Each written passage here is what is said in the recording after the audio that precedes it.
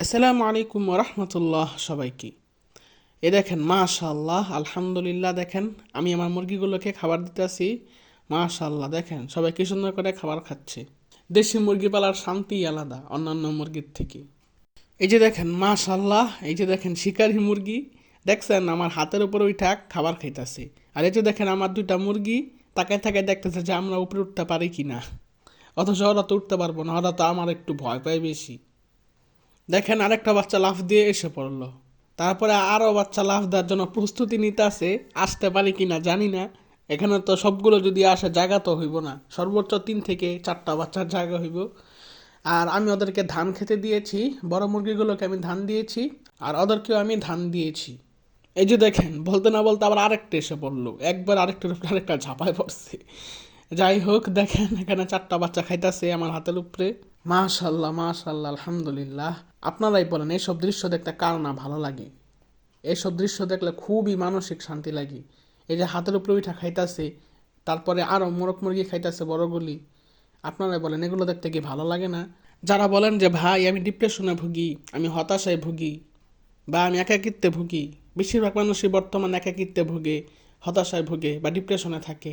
আরে ভাই, আপনি কেন ডিপ্রেশনে থাকবেন? আপনার তো আল্লাহ আছে। আল্লাহ তাআলা তো আপনাকে সবসময় ডাকে, বান্দা তোর কী লাগবো, সবসময় বলে তোর কী লাগবে। আর আপনারাই তো মিয়া ডাকেন না, তাহলে আল্লাহ তাআলা আপনাকে কী দিবে আপনারাই বলেন। তারপরে আল্লাহ তাআলা সৃষ্টি জীব আছে, মোরগ মুরগি আছে, হাঁস আছে, মুরগি আছে, কবুতর আছে। আপনার যেটা মন চায় আপনি সেটা পালেন। পাখি আছে, পাখি পালেন, নাত্য করে নাই কেউ। তারপর আপনি কেন ডিপ্রেশনে ভুগবেন? দেখেন কত সুন্দর দৃশ্য। দেখেন দেশি মুরগি আমার হাতের উপরে এসে খাইতেছে, মুরগির বাচ্চা। ওদের মা ওকে ছেড়ে দেন, এখন পর্যন্ত খুব শীঘ্রই ছেড়ে দিবে। আর এখন আমার সাথে আইসা এরকম করতেছে, দেখেন আমার হাতের উপরে এসে খাবার খাইতেছে। আপনারা যখন একবার একটা জিনিস, আমি ওদেরকে একবারে ছোট থেকে পালন করেছি, ওদের মা সহ আমি ওদেরকে একবারে ছোট থেকে পালন করেছি, একবারে 0 দিন থেকে। একবারে যখন বাচ্চা ফুটছে তখন থেকে আমি ওদেরকে খাবার পানি সব দিই। সেখান থেকে ওরা আমাকে চিনে, এখনও এত বড় হয়ে গেছে, এখনও আমার হাতের উপরে এসে খাবার খায়। আর যখন ছোট ছিল তখন আমি ওদেরকে খাঁচা আটকে পালন করছি, তখন তো সারি নাই। আর যখন ছেড়ে দিছি তখন হাসমিচ্ছে আমার কাঁধে, মাঝে মাঝে কাঁধে উঠা যায়, মাথাও উঠা যায়। যদি উড়াল দিয়ে আমার মাথায় উঠতে পারে, পারলে মাথাও উঠা যায়। তাহলে এগুলো কি দেখতে কি শান্তি লাগে না? এগুলো দেখলে কি মানসিক শান্তি লাগে না অনেক? আপনারাই বলেন। তাহলে কেন ডিপ্রেশনে ভুগবেন? আমাকে এটা আজকে জবাব দেওয়া যাবেন কমেন্ট বক্সে। ডিপ্রেশনে আপনি কেন ভুগবেন?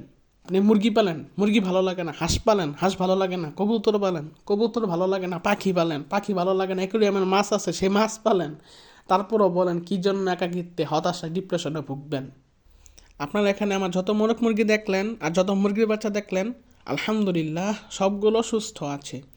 যদি আপনারা চান যে আপনার মুরগির বাচ্চা যেন মারা না যায়, একবারে 1 দিন বয়স থেকে একবারে 30 দিন বয়স পর্যন্ত কীভাবে লালন পালন করবেন, তাহলে আই বাটনে একটা প্লে লিস্টের লিঙ্ক দিয়ে দিচ্ছি। এখানে 8টা পর্ব আছে, আপনারা সেই 8টা পর্ব দেখে নেবেন। আর ওদেরকে কীভাবে পালন করছি, লেয়ার মুরগির বাচ্চাগুলো, যে বাচ্চাগুলো আমার হাতের উপরে এসে খাচ্ছে, সেই মুরগির বাচ্চাগুলোকে কীভাবে পালন করছি সেটা জানতে চাইলে আই বাটনে লিঙ্ক দিয়ে দিচ্ছি, দেখে নেবেন। আর সারা বছর যদি মুরগি সুস্থ রাখতে চান, কি কি মেডিসিন দিলে সারা বছর সব মুরগি সুস্থ থাকবে, সেটা যদি জানতে চান, আই বাটনে একটা লিঙ্ক দিয়ে দিচ্ছি, এটা হচ্ছে পর্ব 1। তারপরে আরেকটা লিঙ্ক দিয়ে দিচ্ছি, এটা হচ্ছে পর্ব 2।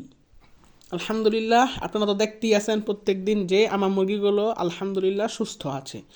সুস্থভাবে যদি এভাবে মুরগি পালন করতে চান, তাহলে আমার ওই 2টা ভিডিও দেখে নেবেন। আর যদি সুস্থভাবে মুরগির বাচ্চা পালন করতে চান, তাহলে ওই 2টা প্লে লিস্টে লিঙ্ক দিয়ে দিচ্ছি, আপনারা দয়া করে সেটা দেখে নেবেন। তাহলে আজকের মতো এখানে এই ভিডিওটা শেষ করছি।